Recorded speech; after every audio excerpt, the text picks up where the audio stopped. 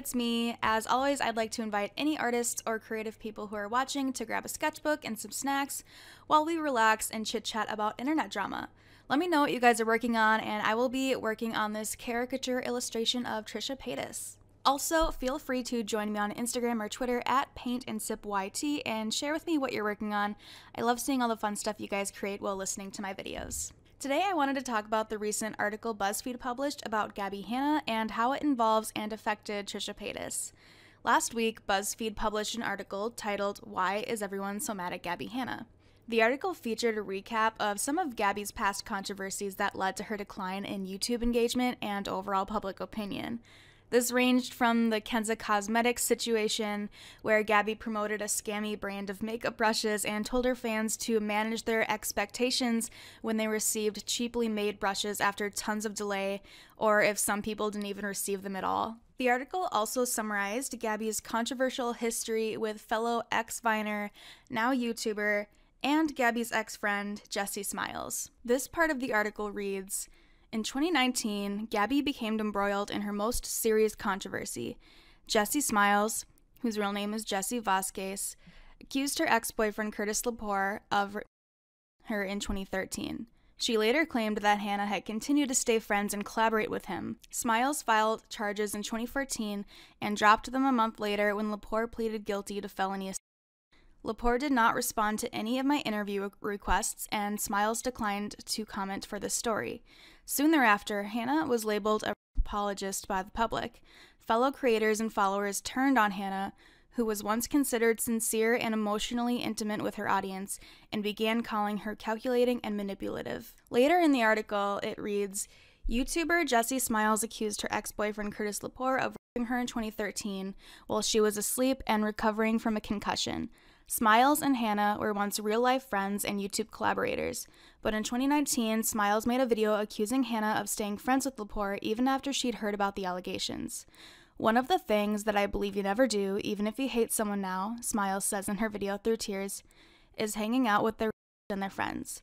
Smiles declined a request for comment, and Lepore did not respond to multiple requests for comment. Gabbie told BuzzFeed that she was never friends with Curtis Lepore and always believed Jessie.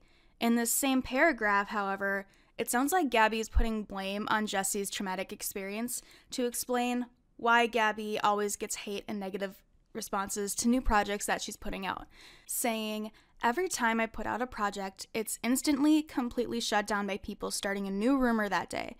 Am I going to live like that forever, or am I going to do whatever I want because you're going to hate me anyway?" This is a super serious situation that I personally think should have just been left out of the article for Jessie's privacy and her well-being. At least I think the journalist shouldn't have reached out to Jessie, since I'm sure she wants to move past this. And it seems like every time Gabbie gets negative attention, Jessie gets reminded about her essay and how her friendship with Gabbie was involved with that situation. I think especially with the overall tone of the article being almost seeming like an attempted redemption for Gabbie, this portion of the article was definitely inappropriate to summarize in this way, and many people are even claiming that there is a ton of missing facts and misinformation in this portion of the article, making it even more icky for BuzzFeed to publish it, especially since Jessie didn't speak her side and didn't want to speak her side, and she didn't want to be involved at all, seeing as that she denied the comment when the journalist reached out to her. Gabbie told BuzzFeed that after all of the apologies that she's dished out, that nobody has ever apologized to her, which she describes as chaotic. And the article goes on to say that because people aren't able to accept her apologies and move on, her scandals are always brought back up and she can't move past them, with Gabbie saying, quote, "I honestly just want to be left alone, but they can't resist." And I know that Gabbie isn't the only person who wants to be left alone. In fact, I don't actually think Gabbie wants to be left alone at all. So I'm not sure why she would have said this to the BuzzFeed journalist in the first place. But Trisha Paytas, on the other hand, definitely wants Gabbie to leave them alone, and yet Trisha was once again brought up by Gabbie in this article, even after Trisha allegedly asked the journalist not to include them in the same piece. In reference to Trisha, Gabbie was quoted to say, "Imagine you had a friend 6 years ago who, to this day, is contacting your employers, contacting everybody you know, and trying to ruin your reputation. I lost sponsors, I lost a record deal, I lost my friends." The article adds that Hanna estimates that between 2019 and 2020, she lost between $5 million and $10 million in revenue between AdSense bucks, sponsorship deals, and a record label contract with a company she declined to name. So one small detail that I caught from this portion of the article that might be significant, but please let me know if you're a writer or if you study writing. Let me know if this is actually like something that should have been pointed out. But Trisha was only referred to by their last name only, even though their name was only named once, if that makes sense. So usually when a new person is named in an article, we refer to them by their full name, first and last. And then every other time their name appears in the article, then they're referred to by only their last name. And even though Trisha's name only appeared once in this article, they were only named by their last name. This is also inconsistent with the rest of the article, where everybody else who was mentioned, their full name was mentioned the first time they appeared, and then from there on out, they were referenced by just their last name. This makes me wonder if this was like some sort of tricky way the journalist was trying to hide Trisha's name in the article, make it appear less noticeable, less significant, if she indeed did know that Trisha didn't want to be named at all. This article was published after Trisha allegedly interviewed with the same journalist for their own article and emailed the journalist asking her not to include their name with Gabbie's name at all to make sure that they weren't associated with Gabbie at all. So Trisha was understandably upset when they learned that they were indeed featured in the article, let alone was seemingly blamed for Gabbie's loss of potential income and again being described as Gabbie's friend for 6 years when Trisha had always claimed they were never friends with each other. Trisha responded by taking to Twitter, saying, "The fact that Buzzfeed didn't fact check. Once again, me and Gabbie were never friends. Gabbie has said this herself. And what sponsors did she lose? Gabbie is beyond delusional. I have never called any companies. I also made a video years ago so she would leave me alone. I love talking about internet drama, but I refuse to ever talk about her on any platform because her obsession with me is so scary and out of control. You're not Freddie Mercury, darling.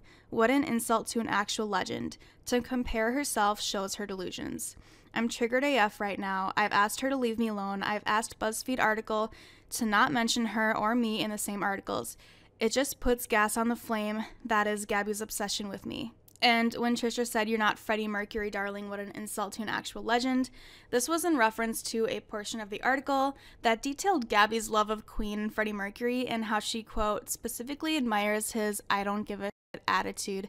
The article then details Gabbie getting dressed up and putting on her new dual-toned lipstick signature look and, quote, smiled at herself in the mirror, teased her hair, and said everybody made fun of Freddie Mercury too. Trisha also went on to say, "Gabbie wants me to keep mentioning her so desperately, and I'm only tweeting this now because shame on BuzzFeed for not fact-checking.